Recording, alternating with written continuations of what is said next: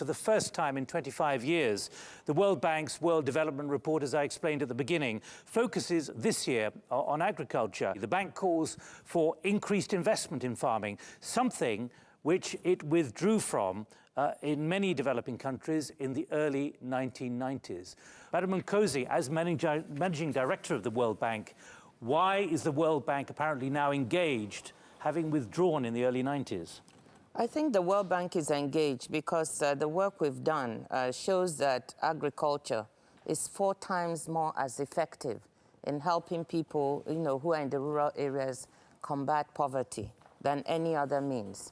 But perhaps the way that, we were doing it before, or it was being done, was probably not always the right way. I think the bank, one will admit, and I don't feel, defensive about it, that some of the advice, for example, there's always questions about marketing boards, that government was asked to phase out of supporting farmers in buying up their produce. Part of that arose out of the fact that, farmers were often getting actually gypped in many countries. They were not being paid the right prices. As world food prices or world commodity prices were rising, they were not getting the benefit of that. That was one. 2, in some cases, the government was not efficient at all in doing this. The marketing boards were not efficient. They were losing money. They were causing a huge drain on the government budget in the way that they were being handled. There were governance issues with these marketing boards. So for a whole range of reasons, this advice was given. But what happened was that in some countries, the private sector did not respond, in the way that, the bank had thought it would respond. And there were cases where farmers, especially in more remote areas, were not able to get their produce bought out, and they suffered. Does the World Bank, I know you've been there less than a year yourself, but does the World Bank accept, probably with a degree of humility, it got it wrong in the 1990s? I think the World Bank accepts, indeed, with a great degree of humility, that some of the advice, not all of it, and that's what I'm trying to, yes, because Raj did not have the intended impact. And I've openly said that. I said that in some cases where marketing boards that were very inefficient were phased out, it was thought that the private sector would come in and fill the gap. They didn't. In those cases, farmers did suffer. But there were many other cases in which it happened that when farmers benefited. Now, the issue is, take a look. And I think that's one of the issues that we're discussing here. We have to take a much more differentiated approach. Raj Patel, when you hear that from the bank, an acceptance they got it wrong, there's now the new diagnosis and analysis of what needs to be done. Do you think that somehow begins to suggest that things will become a more level playing field? It's interesting that the World Bank's own internal evaluation division, looking at African agriculture, said that they've done a pretty shoddy job of it over the past 20 years. So yes, I accept that the World Bank has plenty of reasons to be humble. But if we're looking at, about a week after that internal evaluation report was made public, the World Bank produced its World Development Report with policies that are exactly the same as they were 25 years ago, give or take. Correct? Yes. No. But, so can I finish? I mean, the idea is, the fundamental idea here is the World Bank never saw a market it didn't like. And markets are the sort of chosen vehicle to bring about transformation.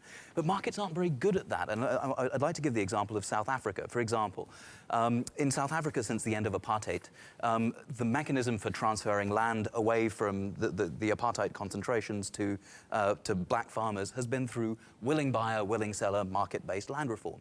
Through that land reform, less than 5% of the land has been transferred since the end of apartheid. And if you talk to anyone in South Africa, it's a disaster.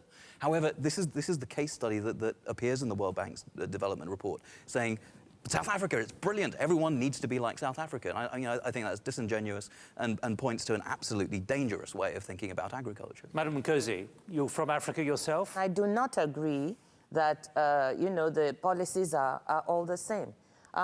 What is it that is different? First of all, let's come back to the small farmer.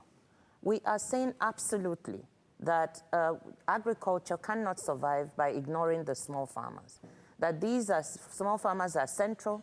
They have to be given the means and supported to be able to produce. First of all, to feed themselves and their families. Very simple, because what is it we look at? We think that hunger and malnutrition should be front and central. and that you have to begin by people being able to feed themselves. Second, we're just saying that where those farmers are not able to have a surplus to sell, they should be given access to the markets, and they should be assisted to do that. I don't see anything wrong with that. One of the issues here, though, is whether national government should intervene in the market. I mean, Jan Kees, from the Unilever perspective, I mean, do you think that liberalisation should mean that governments get involved or not? Markets work well for some things, and markets do not work well for other things. And governments need to understand that. And I think most governments do understand. And the situation is, of course, different. Every individual farm is different. Every individual farmer is different. And I welcome the fact that the World Bank report recognizes that point and says only tailor-made policy interventions will work. So if there's going to be protection in the market, then let's protect the weak and not the strong. I mean, isn't that an obvious statement? Sarath, do you feel heartened by what you're hearing? Not at all.